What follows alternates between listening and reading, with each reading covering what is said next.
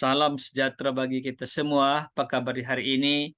Diharapkan kalian semua dalam keadaan sehat-sehat dan senantiasa dalam berkat dan lindungan Tuhan. Sebelum dilanjut, di like, subscribe, dan komen channel ini. Dan untuk pelajaran IPS kelas 8, kita akan bahas tema 1, kondisi geografis dan pelestarian sumber daya alam. A. Keragaman alam di Indonesia. 1. Bagaimana proses geografis memengaruhi keragaman alam di Indonesia. Bangsa Indonesia patut bersyukur karena proses geografis dan keragaman alam yang dimiliki. Indonesia merupakan negara terluas di Asia Tenggara. Luas daratan Indonesia sebesar 1.910.932,37 km persegi dan lautan Indonesia mencapai 5,8 juta km persegi. Letak Indonesia sangat menguntungkan bagi kehidupan masyarakat. Selain memiliki letak geografis yang sangat menguntungkan, Indonesia juga memiliki letak geologis, iklim, dan cuaca yang sangat menguntungkan. Letak dan luas. Perhatikan peta letak geografis Indonesia di samping.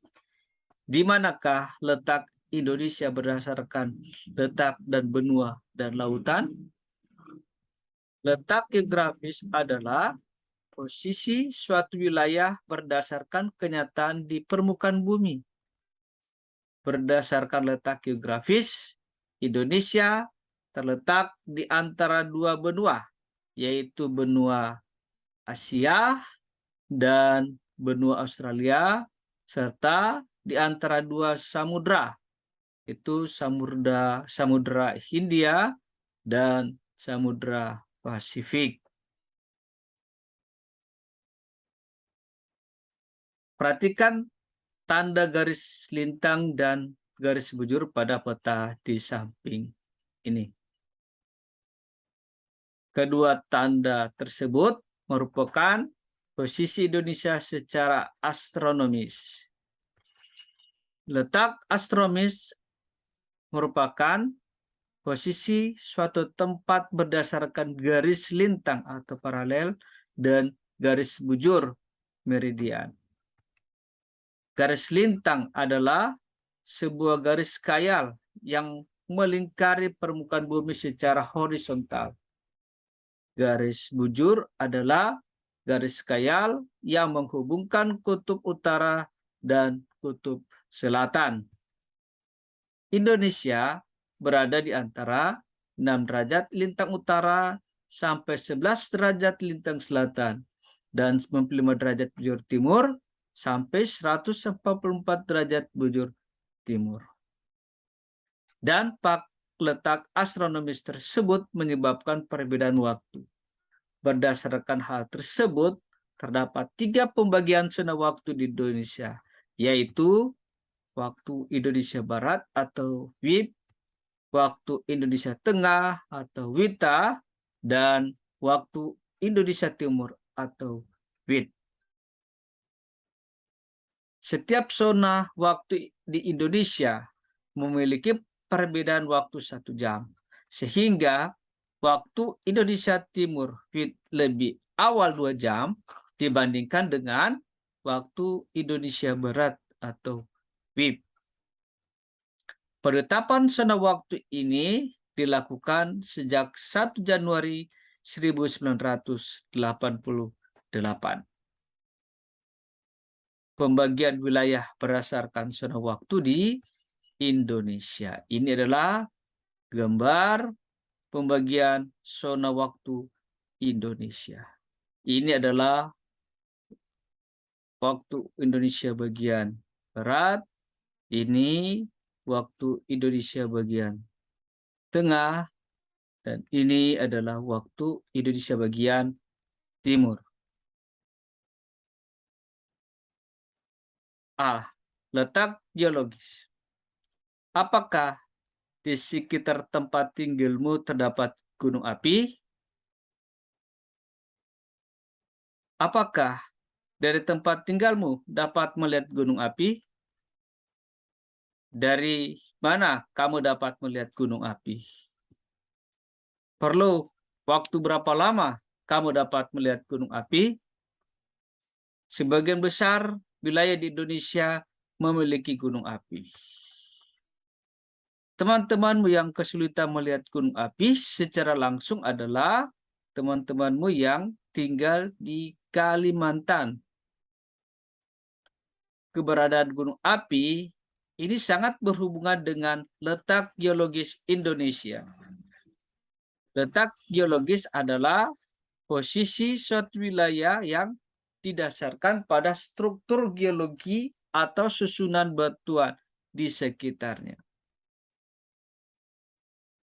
Secara geologis, Indonesia dilalui dua jalur pegunungan dunia, yaitu pegunungan Sirkum Pasifik dan Sirkum Mediterania. Ini adalah Sirkum Pasifik dan ini adalah Sirkum Mediterania. Ini Indonesia.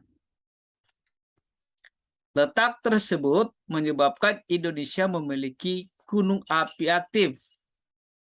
Ini ya, sebaran gunung berapi di Indonesia. Jalur pegunungan di Indonesia membentang dari ujung utara Sumatera, memanjang melalui pantai barat Sumatera, melewati Pulau Jawa, Nusa Tenggara, Banda, Sulawesi, dan Halmahera. Jumlah gunung api Indonesia sebanyak 127 gunung api. Aktivitas vulkanik yang intens di Indonesia terjadi karena pertemuan tiga lempeng dunia. Satu, lempeng Eurasia berada di sebelah utara. Ini ya, lempeng Eurasia. Dua, lempeng Indonesia Australia di sebelah selatan. Ini adalah lempeng Indo-Australia. Dan yang ketiga, lempeng Pasifik yang berada di sebelah timur. Ini lempeng Pasifik. Pertemuan lempeng tektonik dapat menyebabkan patahan, retakan, dan kerusakan pada kerak bumi yang memungkinkan magma mengalir ke permukaan bumi dan terbentuk gunung api. Selain banyak terbentuk gunung api, aktivitas ketiga lempeng tersebut membuat Indonesia menjadi wilayah yang rawan terjadi gempa bumi. B. Cuaca dan iklim. Cuaca adalah kondisi rata-rata udara pada saat tertentu di suatu wilayah yang relatif sempit dan dalam waktu yang singkat. Iklim merupakan kondisi cuaca rata-rata tahunan pada satu wilayah yang luas. Indonesia memiliki iklim tropis yang memiliki dua musim, yaitu musim hujan dan musim kemarau. Musim hujan terjadi pada bulan Oktober sampai bulan Maret, sedangkan musim kemarau terjadi pada bulan April sampai bulan September. Arus angin yang banyak mengaduk uap air dari Samudra Pasifik melewati Laut Cina Selatan menyebabkan musim hujan di Indonesia, terutama wilayah bagian barat. Semakin ke timur, curah hujan semakin sedikit. Hal ini karena hujan telah banyak jatuh dan menguap di bagian barat. Keadaan iklim dapat diamati dengan memperhatikan unsur-unsur cuaca dan iklim. Unsur-unsur tersebut antara lain penyinaran matahari, suhu udara, kelembapan udara, angin, dan hujan. iklim berpengaruh dalam kehidupan manusia, seperti pada sektor pertanian. Tanaman tropis memiliki banyak varietas dan kaya akan hidrat arang, terutama tanaman bahan makanan pokok. Pengaruh unsur-unsur iklim terhadap tanaman. A. Penyinaran matahari memengaruhi fotosintesis tanaman, dapat meningkatkan suhu udara. B. Suhu mengurangi kadar air sehingga cenderung menjadi kering. C. Kelembapan membatasi hilangnya air. D. Angin membantu proses penyerbukan secara alami, mengurangi kadar air. E. Hujan meningkatkan kadar air, mengikis tanah. Terima kasih, demikianlah materi kita telah selesai, dan kiranya bermanfaat bagi kalian semua. Tetap semangat belajar, Tuhan memberkati kita semua.